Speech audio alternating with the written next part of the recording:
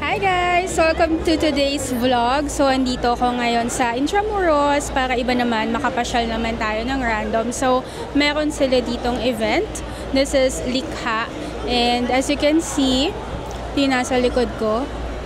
Pagpatuloy sa pananaliksik.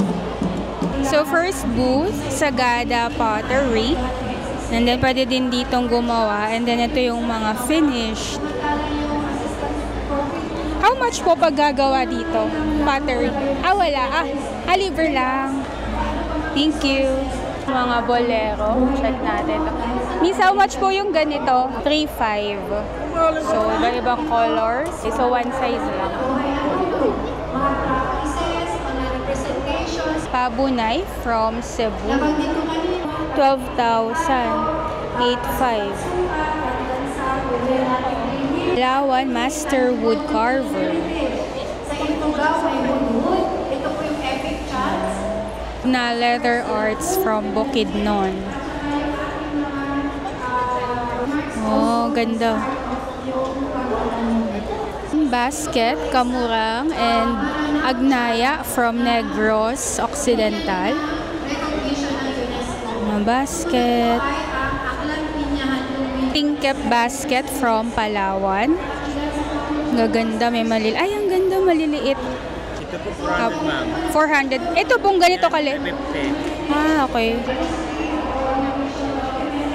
Thank you. 500. This is Uswag Artesano from Leyte. Gimaras. Mga bata, ito yung mga estudyante natin. And then,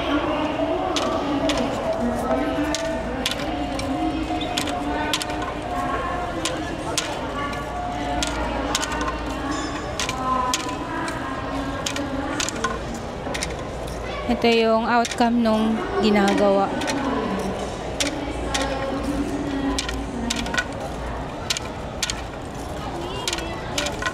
This is Panubok Embroidery from Iloilo.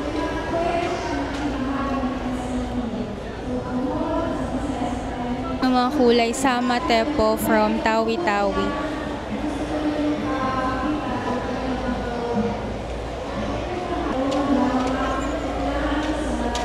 meron po sa Sarangani, Blaan, meron po sa pabalik lang po. Basket from Ilocos Norte. Ang ating sablahan naman, bago. Sa crafts naman, ito pa po ang ibang ginagawa ng NCCA, promotions, exhibitions, at iba pa. Ito naman from Lanao del Sur. Ilocos Norte din. Oh, 2,000 pesos. Maliit. 1.8.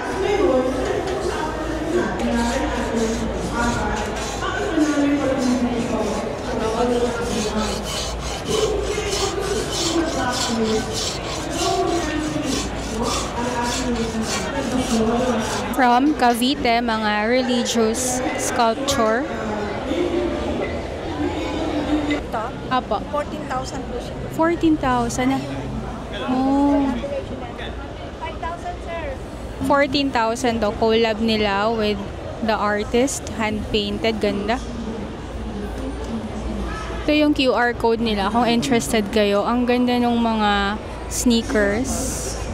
Meron ding mga plain. Oh, ganda. Wow, thank you. How much yung ganito? 4-1. 4,100. This is from? Cebu. From Cebu. Ang ganda. And siya, yun yung mga colors. I'm one of the designers, and then we work with a community in Cebu na weavers, basically.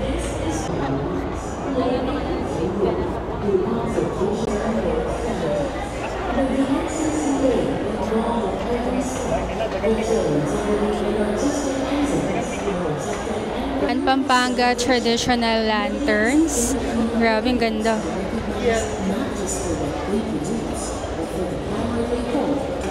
Mga paper mache from Laguna. Culture lives not just in Cute ng dog. but in matter and the things we build. Traditional binakol from Ilocos Norte.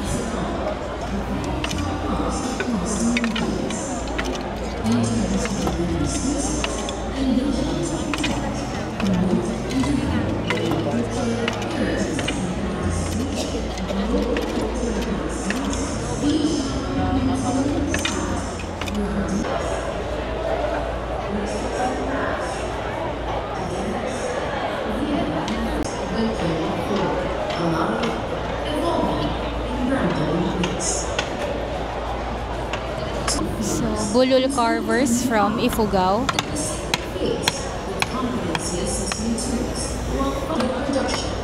Production design and film post-production. Also, when a city embraces its creativity, the world takes no 150 candle coffee. So, meron din sila dito mga ganyan. So, order ako ng matcha. Market where we would be able to bring our creators.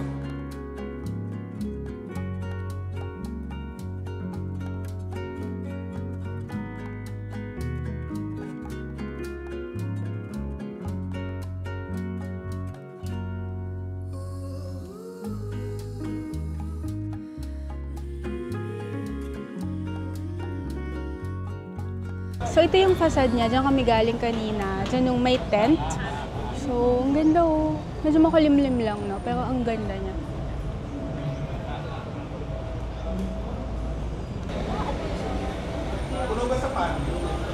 Okay, so dito tayo ngayon sa Centro de Turismo Intramuros. Hello! So, guided tour, 350 pesos. So, ito yung mga kasama. Fort Santiago, Museo de Intramuros, Centro de Turismo, Casa Manila, and Baluarte de San Diego.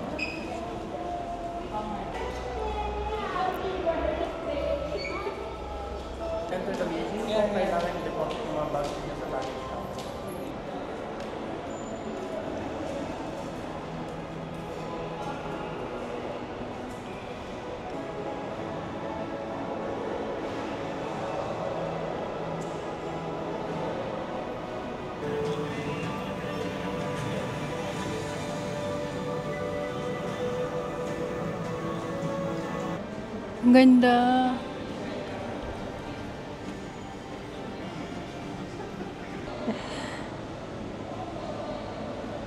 So, ito yung taas. 'Di ba kanina nandun tayo sa baba. So, umakyat kami dito sa pinakataas. Ayan yung dyan tayo galing.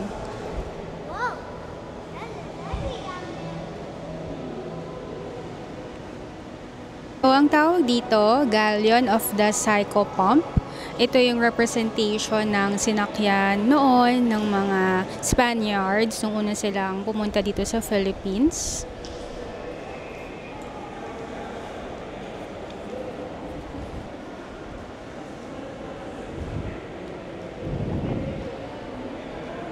Ganda.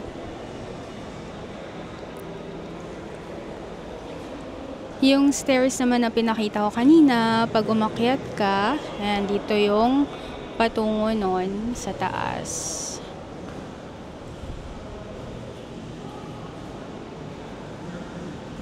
Pero, yung 150, babasa. And then, sa next level down, Centro de Turismo Library.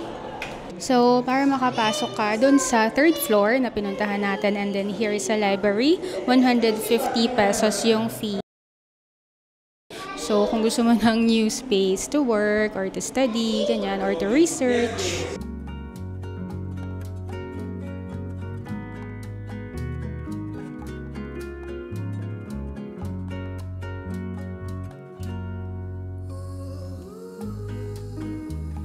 So, this way to the children's corner. Dito yung mga may board games. Wow. Hello. May mga children's books. Milo at ang init ng El Niño. Uy, hindi mahirap siya. Mahirap ba? Oo. Kailangan talaga Ito-try ko to. Nakita ko to sa EXO Ladder before. Meron silang parang challenge dito. 그럴 거지, 그치? 오호, 오호. 응, 그렇지? 안 돼? 안 돼. 안 돼, 안 돼.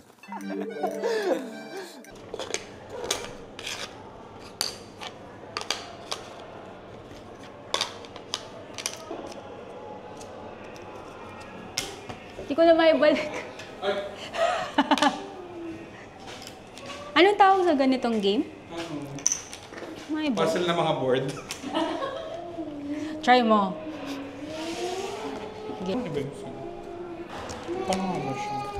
So, you can put it here. Can you do it? Hang on. Yay! Yikes! Hang on. Ay! Okay. Ay! Oh, ba yan? Oh, Ay! Mali. Mali. Ay, okay. One more, keep it here. Wait, Daddy, wait. Wow! Yay! Yay! Look, it's a Very square. good. Look! Is that an X? Yes. X. Wow! Wow. It's X. May performance later ng 7 p.m. So now it's 5 p.m. Nag-prepare na sila.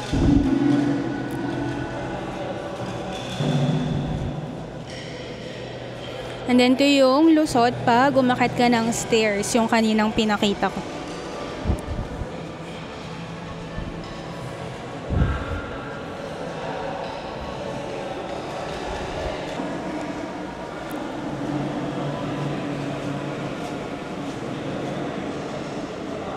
Ano yung pinapakita na yan? Dito po kinokolekta yung rainfall po. Oh. Meron ditong pipe po. Oo. Visible pa naman. So, nung dating panahon, ito yung parang water drainage. Yes po. Tama. So, dyan po pinifilter yung rainwater. Oo. Ang ganda, no? Thank you. Nire-purpose siya from being an old ruins church. So, ginawa siyang ganito for para mag-house ng mga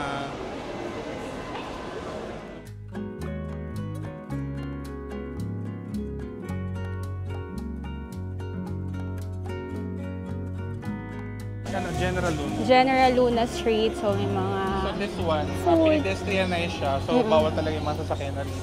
Okay, so bawal dumaan dito yung sasakyan for You could check the pavements, di ba? Oo. Hindi na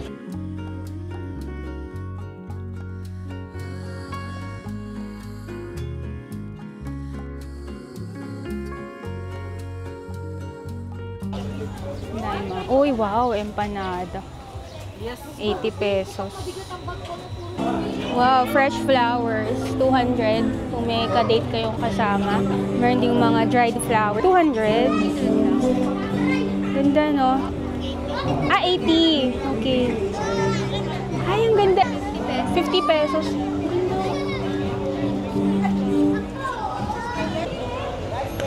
Cafe Intramuros. So, ito naman yung San Agustin Church.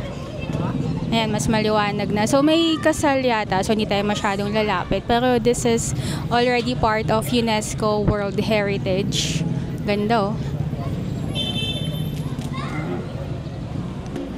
So ito pala, parang special event lang to until Independence Day. Akala ko laging may ganito, hindi pala. So, ayun, punta kayo dito. Depende po. Depende. Sino yung pinakamahal? Si Miggy po, kasi Weavers POV po siya. Siya. Ayan. How much? 350. Okay. Negotiable pa po. Thank you. Magkano po yung ganyan? 290 per cup. 290 per cup. So, chocolate and pistachio.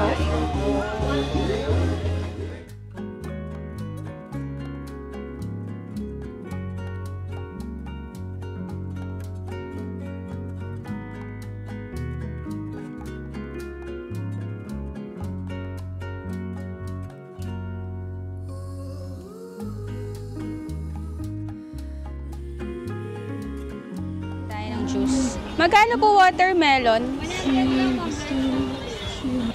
Ay, heart shape.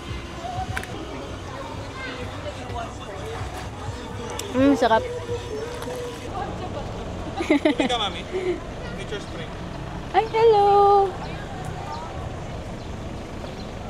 Hello. Hello.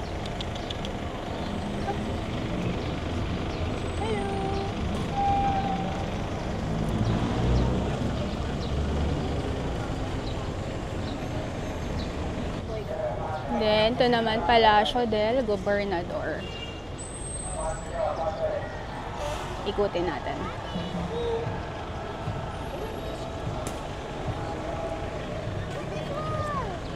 Then, dito yung park.